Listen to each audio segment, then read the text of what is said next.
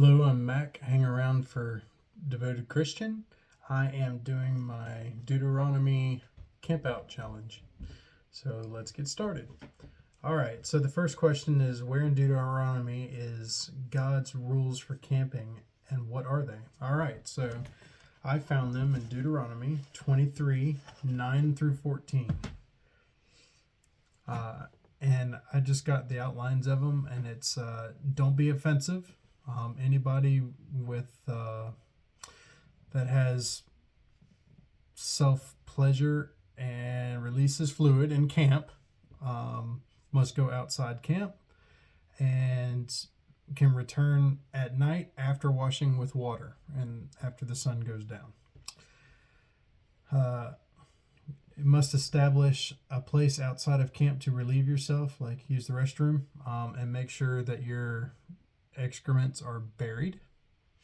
And your camp should be holy. Nothing indecent so God can move through. So I was tasked to list some items that I'm bringing and represent them scripturally. So a tent or tarp, so shelter. In this case, it will be a tarp.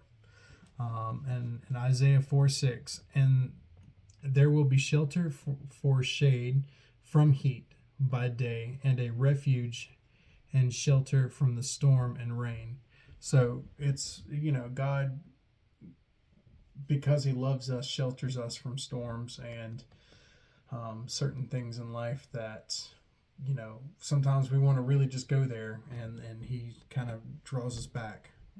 So he gives us shelter and peace too in bad times.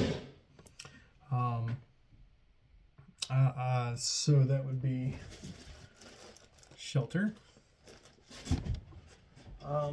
My next one will be my sleeping bag. And I have Psalms 94:19. When I am filled with cares, your comfort brings me joy, because that's comfort at night for us, to lay down and get rest. So, he comforts us in times that we need it, whether it be joy or sorrow or anything like that. All right. I also have my knife.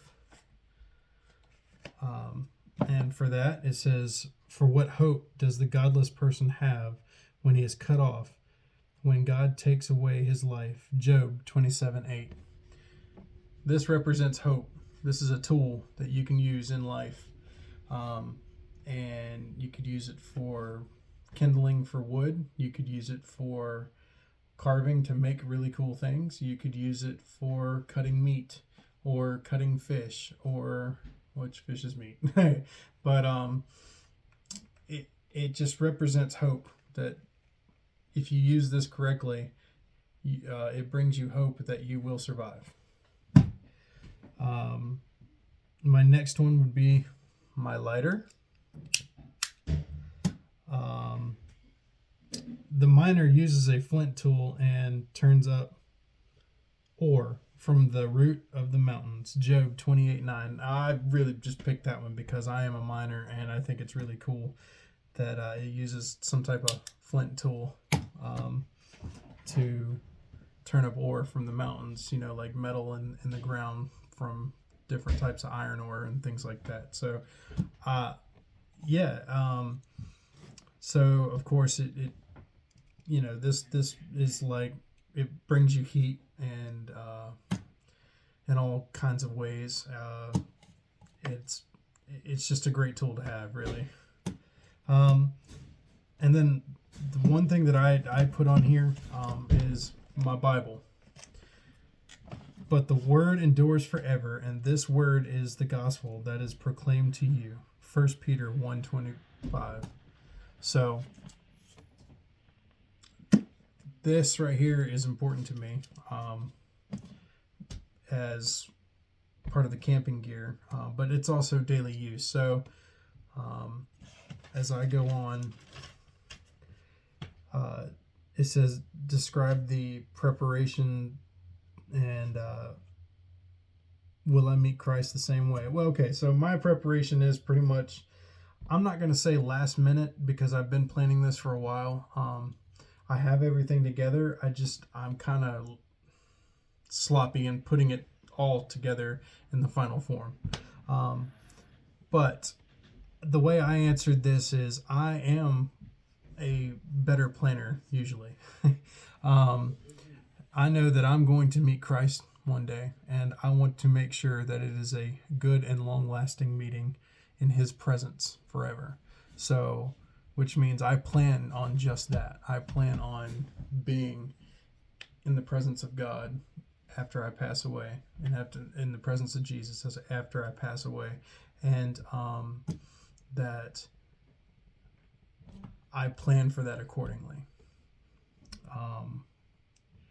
So the most important gear that I have in my camping, as far as camping goes, now the Bible would definitely be it, but as far as my camping gear goes, I'm going to say my lighter. All right, and this is why. It has many uses for good as well as a reminder for the bad.